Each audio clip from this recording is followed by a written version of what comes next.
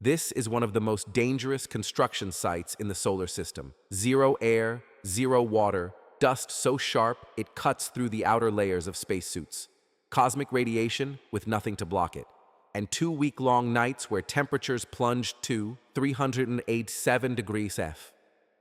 NASA is launching Artemis II, sending 4 astronauts to the moon for the first time in 50 years. That's just a flyby. The real mission starts when Artemis III lands at the South Pole and begins building a permanent base. Habitats, roads, nuclear power plants, pressurized rovers, a city designed to house 4 astronauts living and working for months at a time. But how do you build on the moon when every construction method we use on Earth simply doesn't work? Let's find out. Artemis Base Camp is NASA's plan to establish permanent human presence on the lunar surface. The base will expand mission after mission, eventually supporting continuous operations with rotating crews. NASA has selected 13 candidate sites near the lunar South Pole, positioned on crater rims and mountaintops where sunlight reaches more than 90% of the time. The stakes extend beyond scientific discovery. Water ice trapped in permanently shadowed craters can be processed into rocket fuel, turning the moon into a refueling station for Mars missions. Blue Alchemist technology under development could cut infrastructure costs by 60% through on-site resource processing. China is moving fast with their own lunar construction program, testing materials and planning robotic 3D printing missions. The timeline unfolds in stages. Artemis II launches March 2026 on a 10-day flyby to test critical systems with astronauts abroad. Artemis III follows in 2027 or 2028 with the first South Pole landing. Construction begins in the late 2020s and continues through the 2030s as NASA builds permanent infrastructure piece by piece. Why the South Pole specifically? Why has nobody ever built a permanent structure there before? Apollo missions landed near the lunar equator where the terrain was flat, safe, and perfect for direct radio communication with Earth back in the 1960s. The South Pole offers something far more valuable: the water ice deposits and near-constant sunlight for power. The 13 candidate sites perch on crater rims and mountaintops, completely surrounded by deep shadows and extremely rough terrain that makes navigation treacherous.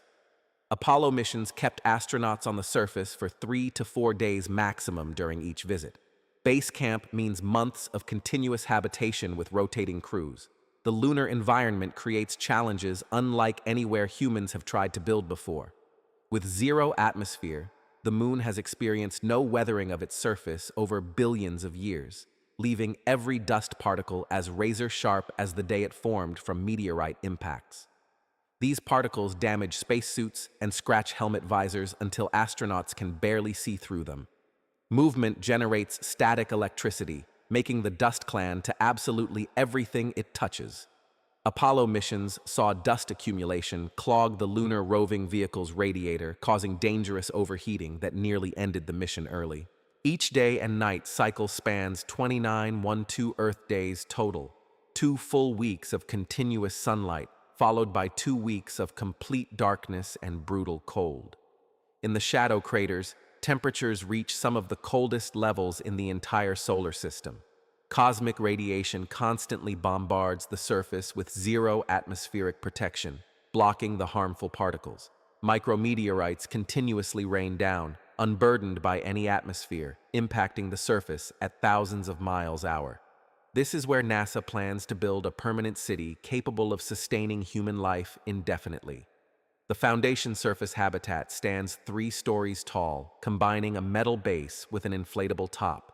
The metallic portion measures 13 ft across and houses the ground floor airlock, EVA suits, and geology lab. Once inflated to 21 ft in diameter, Level 2 provides hygiene facilities, exercise equipment, and a biology lab. Level 3 contains beds, a medical station, kitchen, and a human research lab. For long-term protection against radiation and micrometeorites, the habitat gets wrapped in shells made from lunar bricks. Making those bricks means heating lunar soil to over 2500 degrees F until it fuses together. Japan and China have been testing different approaches to find which heating methods produce the strongest blocks. But the habitat is just the beginning. Astronauts need to explore. Japan and Toyota developed the Lunar cruiser, a pressurized rover that can carry 2 astronauts on 30-day expeditions using hydrogen fuel cells. The key advantage: astronauts can move from habitat to rover to building without putting on spacesuits, extending how long they can work outside. For local tasks around the base, unpressurized rovers handle shorter trips. All of this creates another problem. You can't drive on lunar dust. It kicks up with every movement, clogs equipment, and offers zero traction. During the Apollo 12 mission, the Lunar module landed 590 ft away from the Surveyor 3 probe, and the dust kicked up during landing completely sandblasted it from nearly 2 football fields away. For Artemis, NASA needs actual roads. Short-term solutions exist. Rhino snot, a military dust suppressant originally developed for helicopter landing pads in Afghanistan, can temporarily bind the surface, but sustainable infrastructure requires something permanent. NASA is testing 2 approaches, using Fresnel lenses to focus sunlight onto the regolith, melting it into glass, or using industrial lasers to do the same thing. According to PA estimates, creating 1,76 ft of melted surface takes 115 days. That's 100 times slower than laying asphalt on Earth. And all of this infrastructure needs power. Solar panels work during the 2-week days, but fail completely during 2-week nights when extreme cold shuts everything down. Robots freeze, electronics fail, the shadowed craters receive zero sunlight ever. Nuclear power solves these challenges, providing continuous energy regardless of day or night cycles. Multiple units provide redundancy, meaning if one fails, others keep the base running. The permanently shadowed craters provide natural cooling for heat rejection systems, turning one of the moon's harshest features into an engineering advantage. Building a lunar city unfolds in 3 phases, spread across multiple missions. Phase 1 sends robotic landers carrying heavy equipment and base components that can operate autonomously. Phase 2 brings Artemis III crews for approximately 1 week, stays to assemble structures, test systems, and verify that everything works in actual lunar conditions. Phase 3 extends missions to months with continuous human presence as the base becomes fully operational. The critical technologies are being developed now. China's testing offers proof that Lunar bricks work. Throughout 2024, they tested 5 different soil compositions using 3 heating methods to find the optimal approach.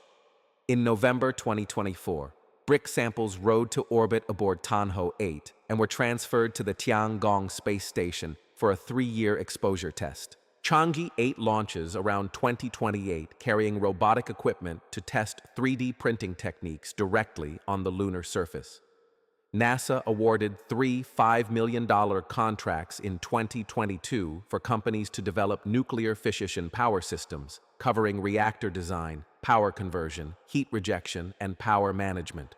Rolls-Royce, bringing 60 years of submarine reactor experience, leads one development effort. Target output ranges from 50 to 100 kilodollar per reactor. Each unit weighs under 6 metric tons. Blue Alchemist represents the breakthrough for resource processing.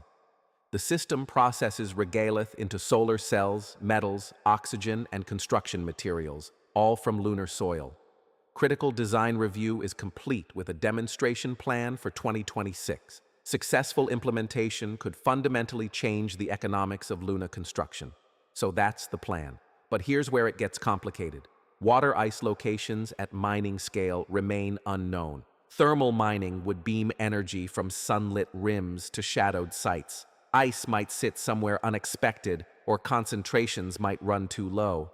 Getting location wrong means relocating everything.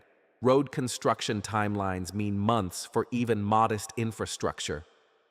Astronaut time costs enormous amounts and carries risk, creating tension between infrastructure versus science.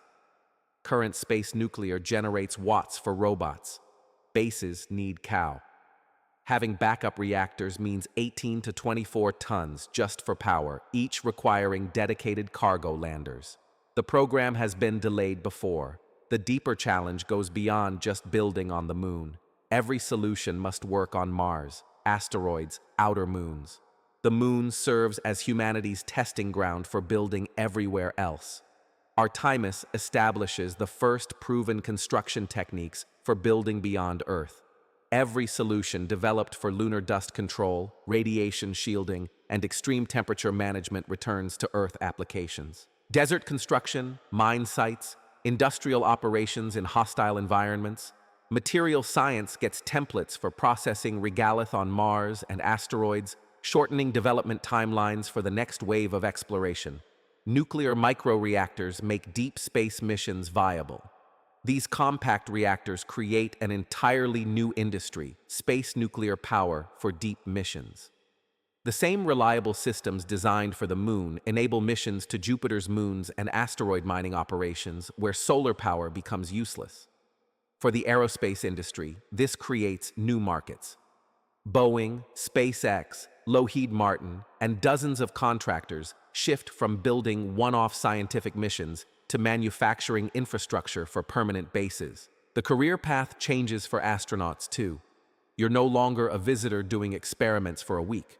You're a construction worker living off-world for months, building infrastructure that outlasts your mission. Blue Alchemist's breakthrough in resource processing changes the fundamental economics. If you can process lunar resources into solar cells, oxygen, and construction materials, Mars becomes affordable for the first time. The moon sits 3 days away compared to 6 months from Mars, making it the essential testing ground where failures cost time instead of lives.